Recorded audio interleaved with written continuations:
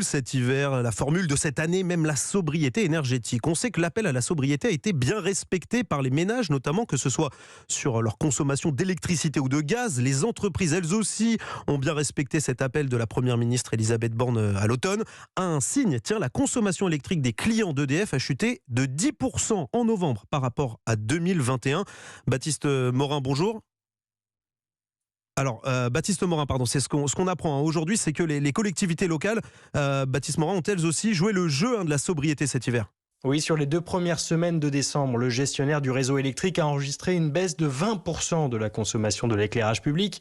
Nicolas Desmalades est le responsable du programme Mon Éco-éclairage public chez Enedis. C'est 10% de la puissance d'un réacteur nucléaire qui a été économisée pendant ces 15 jours par rapport à l'année précédente. Nous n'avions jamais constaté une baisse aussi soudaine et importante. L'extinction des feux en pleine nuit a été observée dans des villages de montagne comme dans des métropoles.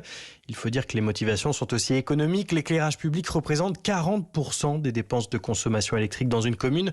Et Nicolas Desmalades note qu'il y a encore de la marge. 30% des ampoules d'éclairage public en France sont éteintes en cœur de nuit. Donc il y a un potentiel encore tout à fait considérable de baisse de la consommation d'électricité pour l'éclairage public en France. L'envolée des prix de l'énergie, parfois multipliée par 3 ou 4, devrait aider à convaincre encore plus de mairies. Baptiste Morin.